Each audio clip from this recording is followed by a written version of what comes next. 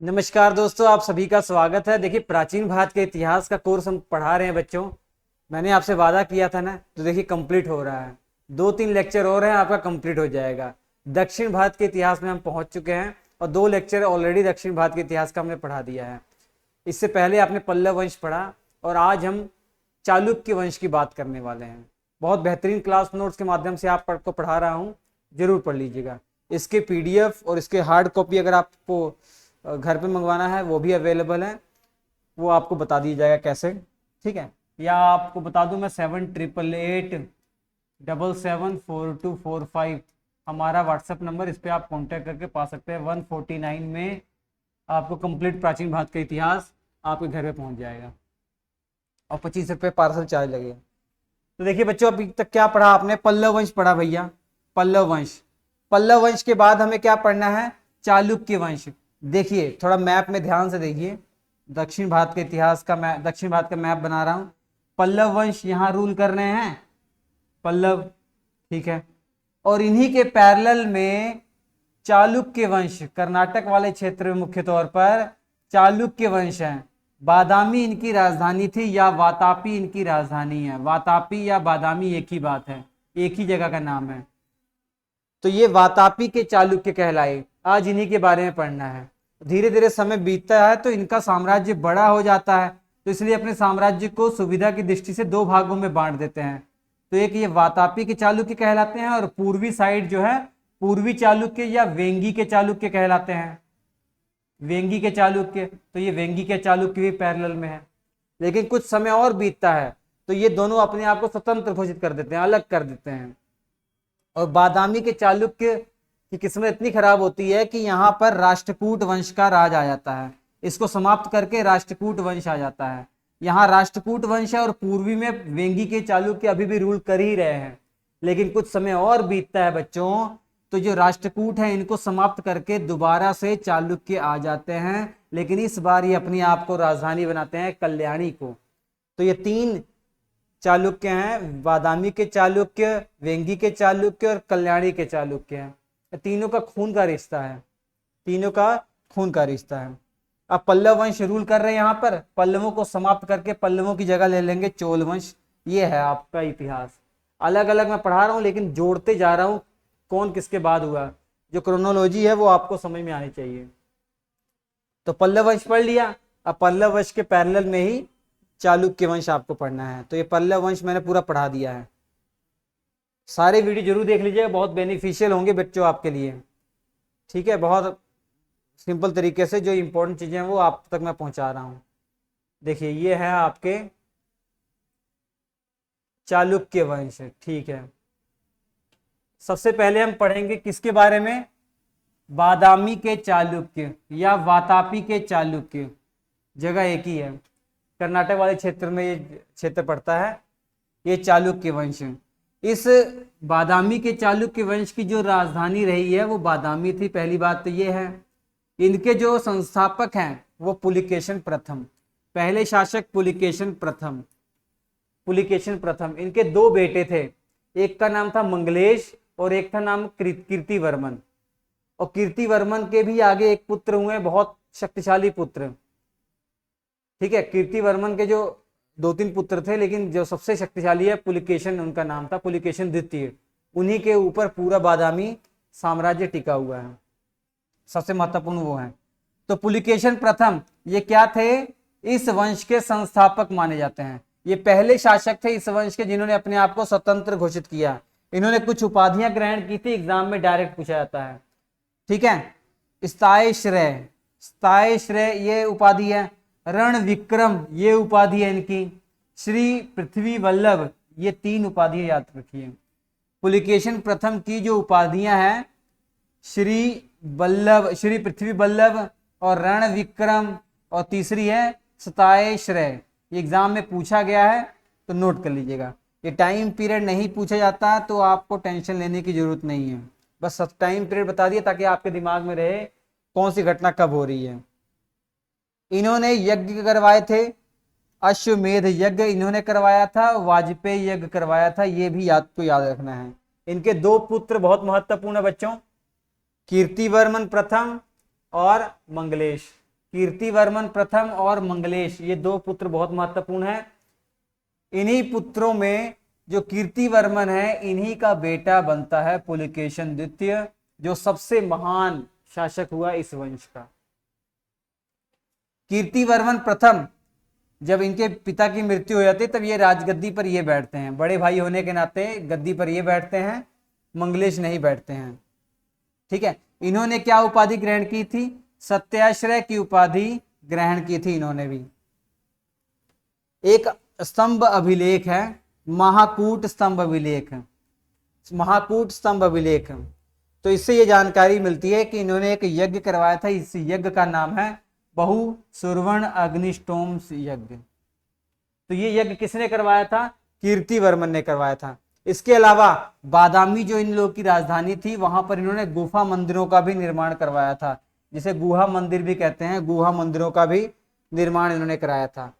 इनके 3 जो पुत्र थे, इनकी मृत्यु के बाद इनके तीनों पुत्र अवयस्क थे, इसी कारण से इनके भाई मंगलेश गद्दी पर बैठते हैं। मंगलेश गद्दी पर बैठते हैं, लेकिन जल्दी ही कीर्तिवर्मन के जो बेटे हैं पुलिकेशन द्वितीय, जब वो बड़े हो जाते हैं तो अपने चाचा की हत्या कर देते हैं, मंगलेश की हत्या कर देते हैं। अर्थात कीर्तिवर्मन के जो बेटे हैं पुलिकेशन द्वितीय, वो अपने चाचा मंगलेश की हत्या करने के बाद गद्दी पर बैठेंगे। इन्होंने वैष्णव धर्म को स्वीकार किया था, वैष्णव धर्म के ये अनुयायी थे।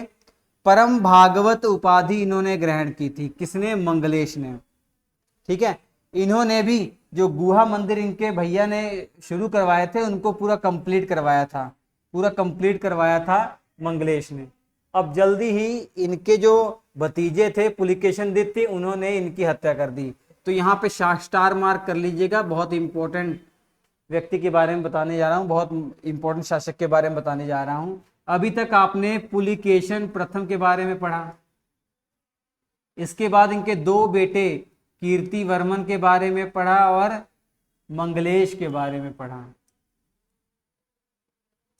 अब कीर्तिवर्मन के बेटे हैं पुलिकेशन सेकंड, पुलिकेशन द्वितीय।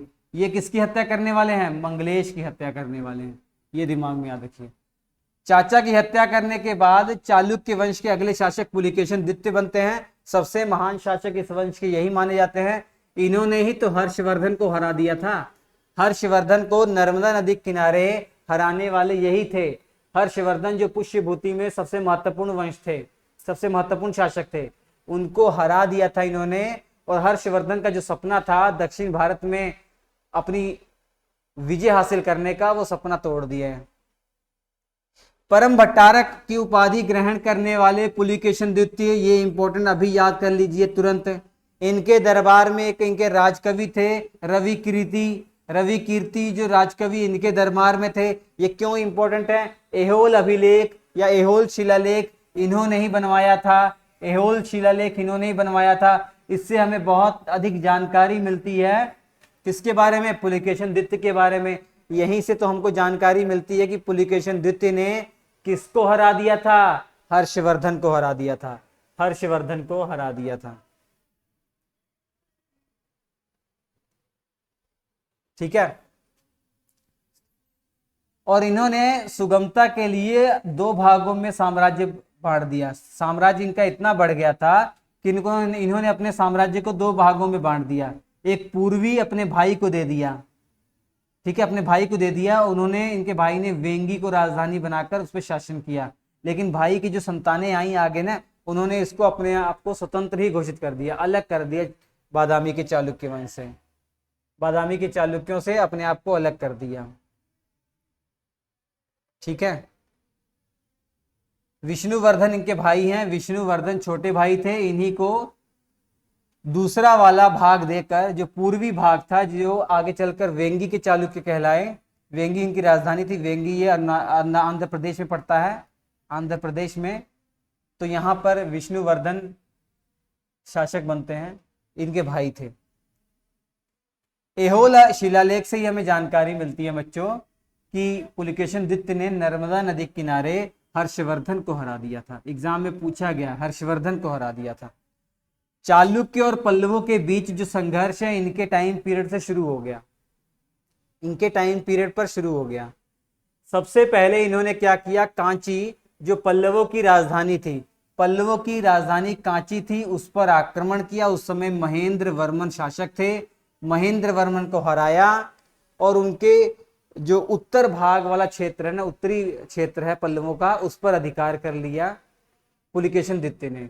लेकिन इनको क्या पता था कि महेंद्र वर्मन का जो बेटा है नरसिंह वर्मन, वो बहुत महान था। महेंद्र वर्मन के जो पुत्र है नरसिंह वर्मन बहुत महान थे, और नरसिंह वर्मन ने ही पुलिकेशन द्वितीय को मार दिया था। नरसिंह वर्मन ने ही पुलिकेशन द्वितीय को मार दिया था बच्चों। तो आपको यह समझ में आ गया होगा, पुलिकेशन द्वितीय हर्षवर्धन को हरा दिए थे, लेकिन नरसिंह वर्मन से हार गए थे। पुलिकेशन द्वितीय ने महेंद्र वर्मन को भी हरा दिया था, नरसिंह वर्मन के बेटे पिता महेंद्र वर्मन को भी हरा दिया था, लेकिन नरसिंह वर्मन को नहीं हरा पाए। नरसिंह वर्मन के साथ युद्ध हुआ, बुरी तरीके से पुलिकेशन द्वितीय हारे और इनकी मृत्यु भी हो गई थी। ठीक है, पुलिकेशन द्वितीय की मृत्यु हो गई थी। नरसिंह वर्मन ने पुलिकेशन द्वितीय को युद्ध में ही मार दिया था। और चीनी यात्री ह्वेनसांग 641 ईस्वी में पुलिकेशन द्वितीय के दरबार में आया था। यह भी इंपॉर्टेंट फैक्ट है, यह भी बहुत इंपॉर्टेंट फैक्ट है। अब देखिए बच्चों, विक्रमादित्य प्रथम के बारे में। पुलिकेशन द्वितीय की मृत्यु के बाद जो गद्दी पर बैठते हैं वो विक्रमादित्य प्रथम बैठते हैं। बस यही याद रखना है इनके बारे में, और कुछ नहीं। इसके बाद विजयादित्य गद्दी पर बैठते हैं, विजयादित्य। अब जो शासक है उतना इंपॉर्टेंट नहीं, जो इंपॉर्टेंट बातें वो मैं आपको बताने चल जा रहा हूं। 680 ईस्वी के आसपास ये गद्दी पर बैठते हैं। इनके टाइम पीरियड पर भी पल्लवों के साथ संघर्ष जारी रखा।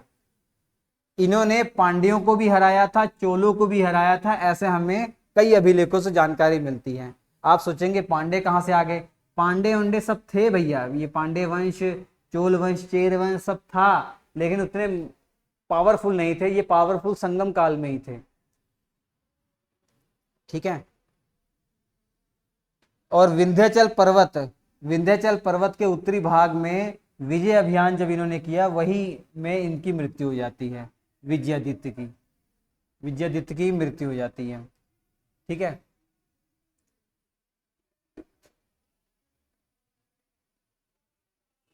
अब विक्रमादित्य जो है द्वितीय, इनके बारे में क्या याद रखना बच्चों। इन्होंने अपने सामंत गंग वंश के शासक थे श्री पुरुष। ये किसके सामंत हुआ करते थे गंग वंश उस समय, ये सामंत हुआ करते थे भैया आपके चालुक्यों के। ठीक है, तो श्री पुरुष की सहायता से इन्होंने जो पल्लव के शासक थे नंदी वर्मन, उनको हराया और कांची पर अधिकार कर लिया था, और कांची कोंड की उपाधि ग्रहण की थी विक्रमादित्य ने। ये आप याद रखेंगे। इसके अलावा कीर्तिवर्मन द्वितीय उसके बाद गद्दी पर बैठते हैं। तो कीर्तिवर्मन के बारे में आपको याद रखना है कि भैया ये अयोग्य शासक थे। इन लोग के बारे में आप एवं ही पढ़ रहे हैं, जानकारी के लिए बता रहा हूँ, एग्जाम की दृष्टि से इंपॉर्टेंट बिल्कुल नहीं है। ये अयोग्य शासक थे। अयोग्य इसलिए थे क्योंकि कमजोर शासक होने के नाते दंती दुर्ग जो इनके नेता हुआ करते थे, सेनापति हुआ करते थे, दंती दुर्ग ने इनको हराकर, इनको मारकर एक नए वंश की शुरुआत की, जिसे राष्ट्रकूट वंश कहते हैं। तो अभी तक आप क्या पढ़ रहे हैं, पल्लव वंश चल रहा है, यहाँ बादामी के या वातापी के चालुक्य, और बगल में वेंगी के चालुक्य भी आ गए हैं। अब वातापी का काम खत्म कर दिया और यहाँ पे कौन आ जाएगा, राष्ट्रकूट वंश। तो राष्ट्रकूट वंश पढ़ने से पहले क्या हम वेंगी के चालुक्यों के बारे में पढ़ लें। बस 2-4 लाइनें हैं वेंगी के चालुक्यों के बारे में। ये है कि भैया संस्थापक कौन है, ये विष्णुवर्धन पुलिकेशन द्वितीय के भाई थे। पुलिकेशन द्वितीय ने ही इनको राजपाट दिया था, लेकिन बाद में इन्होंने वेंगी को राजधानी बनाया, आंध्र प्रदेश में ये पड़ता है, और अपने आप को स्वतंत्र घोषित कर दिया। इस वंश में जो इंपॉर्टेंट शासक है जयसिंह प्रथम, इंद्रवर्धन, विष्णुवर्धन द्वितीय, जयसिंह द्वितीय और विष्णुवर्धन तृतीय, ये इंपॉर्टेंट शासक थे। जो सबसे महान प्रतापी शासक माने जाते हैं विजयादित्य तृतीय थे। ठीक है, इनके एक सेनापति थे जिनका नाम था पडरंग। पडरंग किसके सेनापति थे, विजयादित्य तृतीय के सेनापति थे। ये है वेंगी के चालुक्य के बारे में इतनी ही जानकारी। अब हम पढ़ने वाले हैं, नेक्स्ट वीडियो में पढ़ेंगे राष्ट्रकूट वंश। राष्ट्रकूट वंश ने क्या किया था, चालुक्य वंश को समाप्त किया। उसके बाद राष्ट्रकूट वंश को समाप्त कौन करेंगे, दोबारा से चालुक्य आएंगे, लेकिन इस बार वो जो अपनी राजधानी बनाएंगे वो कल्याणी को राजधानी बनाएंगे। ठीक है, तो आप राष्ट्रकूट वंश, उसके बाद जो आपके आएंगे चालुक्य वंश, कल्याणी के चालुक्य वंश, वो अगले वीडियो में पढ़ेंगे। और उसके बाद वाले वीडियो में मैं चोल वंश के बारे में आपको पढ़ा दूंगा। तो हम आपसे मुलाकात करेंगे बच्चों अगले एपिसोड में, लेकिन इसके class notes Shri education application पर अवेलेबल हैं। अगर आपको कंप्लीट जीएस के क्लास नोट्स चाहिए तब भी श्री एजुकेशन एप्लीकेशन पर अवेलेबल हैं। अगर आपको पीडीएफ चाहिए, सॉरी हार्ड कॉपी चाहिए, अपने घर पे पार्सल चाहिए, तो आप 7888774245 पर कांटेक्ट कर सकते हैं। ठीक है, मैं आपको दिखा देता हूं कैसे नोट्स आपको मिलेंगे। बहुत बेहतरीन नोट्स मिलेंगे भैया, देखिए ऐसे। ठीक है, तो आपके घर में पार्सल पहुंच जाएगा 3 से 4 दिन में। हम आपसे मुलाकात करेंगे अगले एपिसोड में, तब तक के लिए नमस्कार।